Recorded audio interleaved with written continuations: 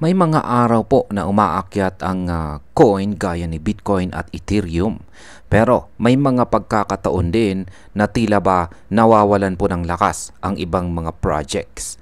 Kaya sa video na ito ay pag-uusapan po natin ang sitwasyon ngayon ni Pi Network. Isa pong kilalang crypto na matagal nang inaabangan ng marami po dito sa Pilipinas. Ngayon ay tila unti-unti na pong humihina ang performance ni Pi habang nalalapit itong bumagsak sa kanyang mahalagang support level sa presyong 0.43.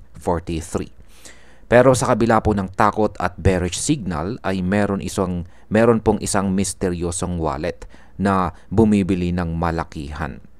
Kaya ano nga ba ang ibig sabihin nito? Kaya yan po ang isa lamang sa ating pag-uusapan sa video na ito.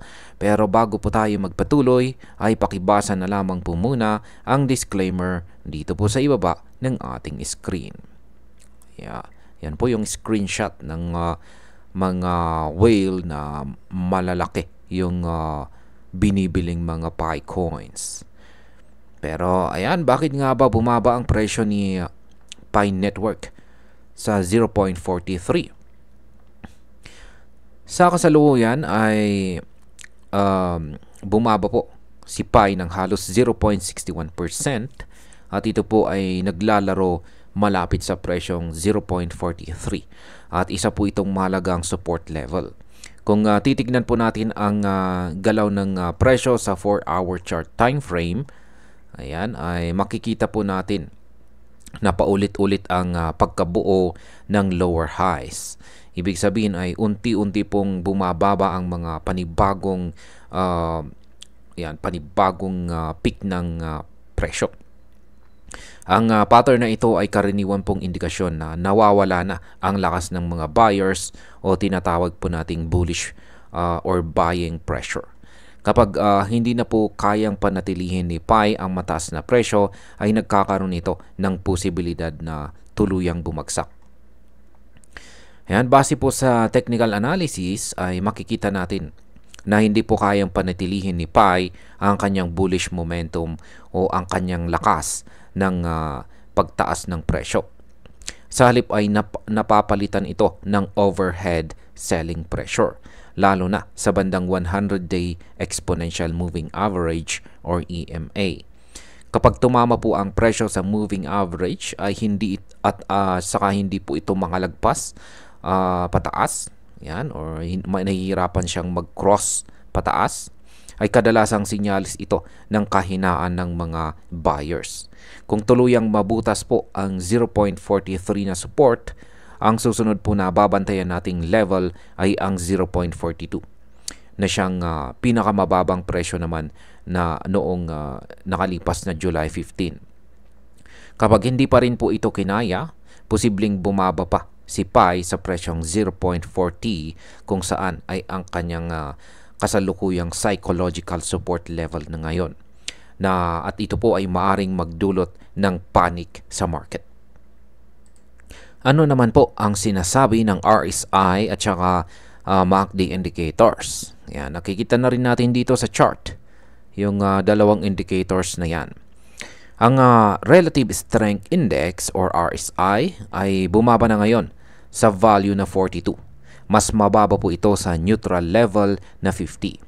Kapag bumababa po ang RSI ay sinyalis ito ng pagbaba ng buying pressure. Ibig sabihin ay mas marami pong nagbebenta kaysa bumibili kay Pi. Samantala, ang isa pang indicator na MACD or Moving Average Convergence Divergence ay halos mag-cross na po pababa sa signal line.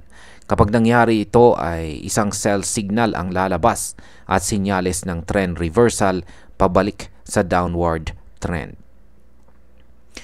Ngayon ay pag-usapan naman po natin ang tungkol sa misteryosong whale na bumibili ng milyong-milyong Pi coins. Ayan po ulit yung kanyang transactions. Habang bumababa ang presyo ni Pi ay meron pong isang wallet na patuloy sa pagbili ng malalaking halaga ng Pi coins. Base po sa PiScan ay isang wallet na may address na ayan, nakikita natin yung kanyang umpisa is GASWBD at yung kanyang bandang huling bahagi ay J2AODM. Yan, at ito po ay bumili ng 1.40 million na PI tokens mula kay OKX Exchange.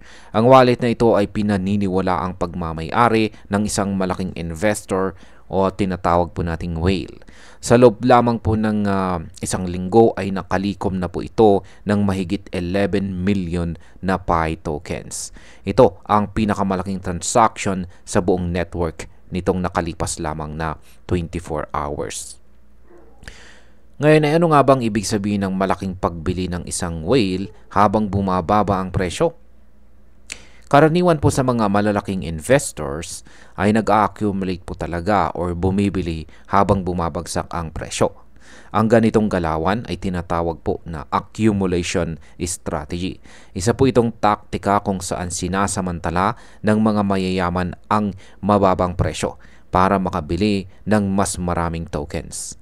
Kapag nangyayari ito ay may posibilidad po na may tiwala pa rin ang ilang malalaking players sa long-term potential ni Pi Network.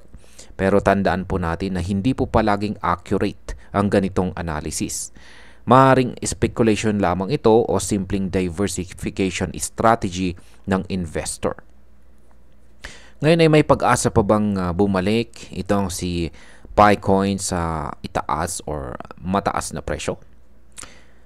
Ang kasagutan po sa katanungan na yan ay oo naman, may chance pa rin kung sakaling manumbalik ang buying pressure at malampasan po ni Pi ang kanyang 200-day EMA ay may posibilidad po ito ulit na muling umakyat. Ang unang target price ay nasa 0.50 na isa pong psychological resistance sa ngayon. At ito po ay dating tinangkang abutin ni Pi sa mga nakalipas. Pero kailangan po nating makita muna ang mga sinyales ng reversal gaya po ng pagtaas ng RSI sa taas ng 50. Yan, sa kanyang level 50. At ang pag-cross naman ng MACD pataas sa kanyang signal line. Kung hindi po ito mangyari ay maaring manatili po sa bearish trend si Pi sa mga susunod na araw. Yan, sa kabuuan ay mas nangingibabaw pa rin po ang downside risk. Yan, ibig sabihin ay mas mataas po ang posibilidad ng pagbaba kaysa sa pag-akyat. Ang PI-USD trading pair chart na ito ay nagpapakita po ng consistent na lower highs at stable support sa 0.43. Pero ngayon ay unti-unti na itong retest or sinusubok. Kung hindi po makabangon si Pi sa kanyang support level, ay maaari po tayo makakita ng mas malalaking pagbagsak. Pero kung magkakaroon po ng biglaang pag-angat dulot ng whale accumulation, ay maaring magbago po ang trend. Para sa atin bilang mga Pinoy crypto enthusiast, ayan, particular po syempre sa mga sumusubaybay dito kay Pi Network, ay napakahalaga po ng balitang ito. Kung ikaw po ay holder ni Pi, ay kailangan mong mag-ingat at bantayan ang susunod na galaw ng presyo. Hindi ibig sabihin na dahil may bumibili ng malaki ay automatic na aangat ang presyo. May mga pagkakataon na nag-a-accumulate ang mga whales habang tuloy-tuloy pa rin ang pagbaba.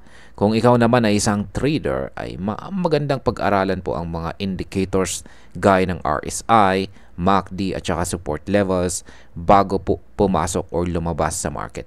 At lagi po nating tandaan na sa crypto ay mas mainam pa rin ang strategic trading kaysa emotional na galawan. At bilang panghuli, ang sitwasyon po ngayon ni Pi ay isa na namang patunay na ang presyo ng crypto ay hindi lang nakabase sa hype or balita, kundi sa tamang kombinasyon ng market psychology, investor behavior at saka technical signals. Ang whale accumulation ay maaring sinyalis ng tiwala. Pero dapat tayong maging maingat dahil maaring hindi ito sapat para balikan ang bearish trend. Para sa akin ay maganda pong bantayan ang mga susunod na araw. Kung mabutas man ang presyong 0.43 bilang support at wala pong bounce, ay maaaring bumagsak pa ito sa presyong 0.40. Pero kung mag-hold or mananatiling matibay ang support at makita natin ang pagbalik ng momentum, ay may pag-asa po itong si PAI na makabawi. At ayun, hanggang dito na lamang po tayo sa video na ito mga ka-crypto. Marami pong salamat sa panonood. Ingat po tayo lagi at God bless po sa ating lahat.